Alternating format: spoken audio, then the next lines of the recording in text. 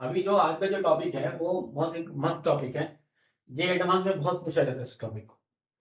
तो वो है कि body drop in a tunnel along earth diameter. That means we have to determine the oscillations of a body which is dropped in a tunnel along the earth diameter. Try to understand क्या term है body dropped in a tunnel along earth diameter. अगर हम समझे ध्यान से इस बात को, ये हमारी अर्थ है। सपोज ये हमारी अर्थ है। देखिए ध्यान से, मैं दिखा रहा हूं आपको। ये हमारी अर्थ है। इसका रेडियस कितना है? इसका रेडियस ले लिया, मान लो ये रेडियस है इसका, जो आर रेडियस है। और हमने यहाँ पे डायमीटर लिया। देखिए ये डायमीटर लिया हमने। ये कि हमने आपसे केस दिया है कि body drop along the M mass की बॉडी हमने ड्रॉप किया है। कहाँ ड्रॉप किया मेरे भाई? ड्रॉप तो किया है, पर ड्रॉप किसमें किया? टनल में किया है अलोंग द डायमीटर। जो आप देख रहे हैं वो क्या है? एक क्रॉस सेक्शन ऑफ द अर्थ है। क्या मेरे भाई? वो क्रॉस सेक्शन ऑफ द अर्थ है। अगर आप पूरी बात को ध्यान समझेंगे तो यहाँ पे रिस्टोरिंग फोर्स कहाँ पे आएगा? कोई बॉडी वाइब्रेट कैसे करेगी? बॉडी वाइब्रेशन होगा, दैट मींस ऑसिलेशन होगा बॉडी का, पर कहाँ होगा? At the centre, near to the centre of the earth होगा, because of the which force? The force of gravitation. That is that force because of gravitation, that is force of interaction between body and the center of the earth. समझने वाली मेरी बात अच्छे से आपको? तो restoring force होगा क्या? रिस्टोरिंग फोर्स क्या होगा भाई? देखो ध्यान से, रिस्टोरिंग फोर्स होगा, देखिए समझिए। एक होगा दैट इज माइनस, तो साइन आएगा कि एम एम होगा मास of the earth, mass of the object divide by distance का स्क्वायर। तो डिस्टेंस यहाँ पे वाई डिस्टेंस होगी, बिकॉज आपने वाई डिस्टेंस पे एक ऑब्जेक्ट को प्लेस किया। वाई डिस्टेंस, बात समझ मेरी बात? तो ये वाई डिस्टेंस हमने प्लेस किया। तो जो mass of the earth, complete mass of earth ही आएगा यहाँ पे कंप्लीट मास अर्थ का नहीं आएगा। यहाँ पे वो मास आएगा। कौन सा मास आएगा भाई? देखिए 4/3 pi r cube. Pi r cube, ये देखो, into density of the earth, mass of the object divide by mass. इसको समझने की जरूरत है। ये रिस्टोरिंग फोर्स होगा।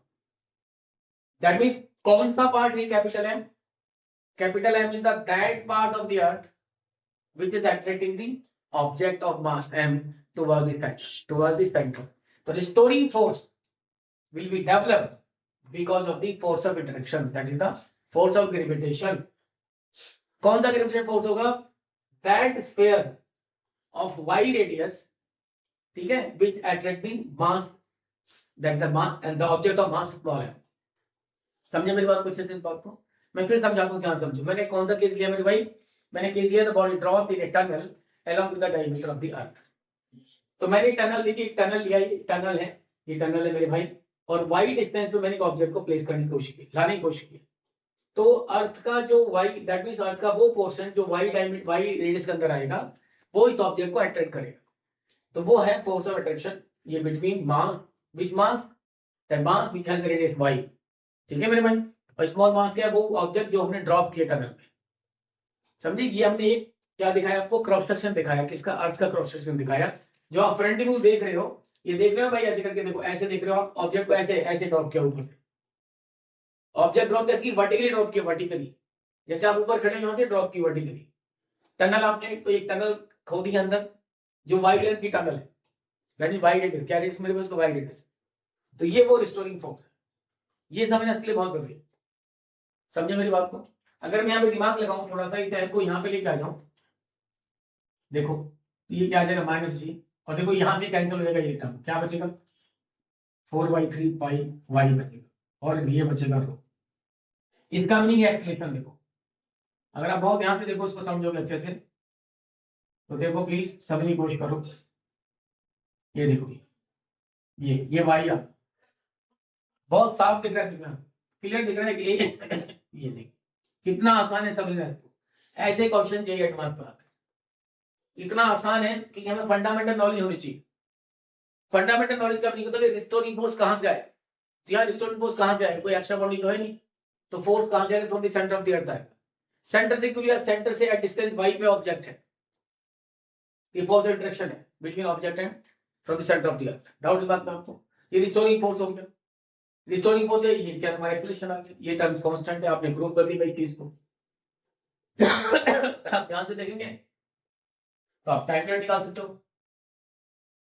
टाइम पीरियड में क्या भी देखो 2 पाई हो गया, और यहाँ पे क्या तुम्हारा डिस्प्लेसमेंट और divide by acceleration, mode of acceleration भी समझते हो आप। डिस्प्लेसमेंट कितना भैया y है, और ये वैल्यू आती है, वैल्यू तुम्हारी एक्सीलरेशन को प्लेस कर दो, g है 4/3 पाई रो है, और ये y है। देखिए y से y कैंसिल हो गया, y से y क्या मेरे भाई कैंसिल हो गया। डाउट इस बात में आपको? y से y क्या मेरे भाई कैंसिल हो गया, तो आपको क्या मिल रहा है, जो मिल रहा है उसको लिख दो मेरे भाई। चेक करो कहीं कुछ गलती तो नहीं एक बार। 4/3 पाई आर क्यूब करेक्ट है ना? करेक्ट है भाई, देखो तो मिल गया हमारे पास आंसर। कैसे मिला बताओ?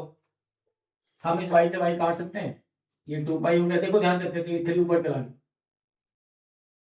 यहाँ d बच गया, यहाँ पे 4 बचा और पाई, और मैं अगर चाहूँ ना तो इसको और इसको मैं अंदर ले जाता हूँ, अगर मैं इसको अंदर ले जाऊँ तो क्या आंसर आएगा बताओ? समझ पा रहे हैं मेरी बात को? आपने यहाँ दिखा दो, इस चीज को यहाँ दिखा दो, t कितना होता है, ये 4 पाई को अंदर चला जाएगा, जब 4 पाई को अंदर चला गया तो क्या बचा बताइए? डिवाइड बाई ये जी,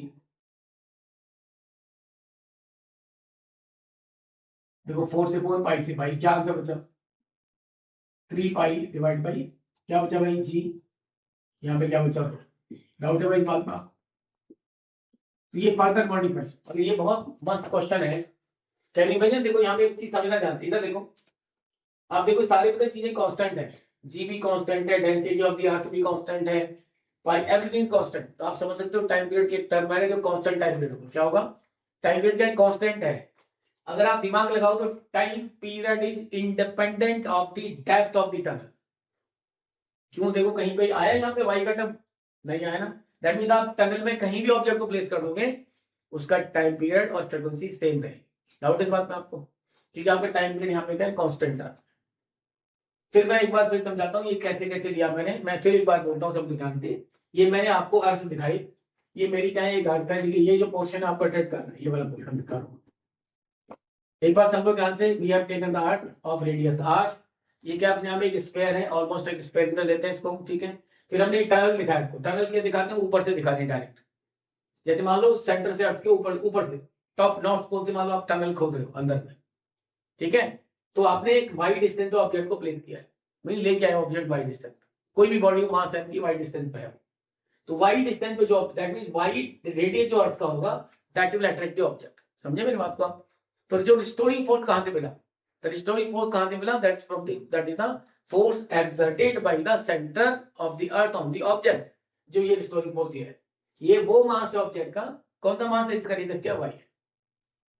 समझे मेरी बात? ये देखो ये वो मास है, ये मान, ये वॉल्यूम है, ये क्या डेंसिटी ऑफ द अर्थ है, ये मास ऑफ द ऑब्जेक्ट, और ये वाई क्या डिस्टेंस। फिर मैंने ये टर्म लिया, उस ये टर्म आया, इससे हमने प्रूव कर दिया भैया ऐसा चल, ऐसे जब प्रूव करने के बाद में थोड़ी सी कलाकारी यहाँ पे आती है, ये जो दिखाई मैंने आपको, टाइम पीरियड क्या है 2/x/a है, x यहाँ पे क्या y है, a की वैल्यू मैंने प्लेस कर दी भाई, ये टर्म आ गया। फर्दर आप इसको मॉडिफाई करके इस तरह ला सकते हो, ठीक है नहीं।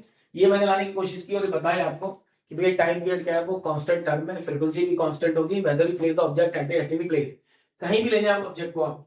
समझे मेरी बात को? आप तो टाइम पीरियड क्या उसका सेम रहेगा। आप पता है यहाँ एक चीज देख सकते हो, देखो समझो ध्यान से, अगर टाइम पीरियड अगर हम सेंटर ऑफ द अर्थ के पास ही पहुंच जाए तो भी टाइम पीरियड सेम ही रहेगा। At object is kept at the centre of the earth, अगर वहां पे पहुंच जाए तो भी time period of oscillation same रहेगा, फ्रीक्वेंसी भी सेम रहेगी। डाउट इस बात में आपको? क्योंकि यहाँ पे the time period is independent of G, the value of G. Doubt इस बात में?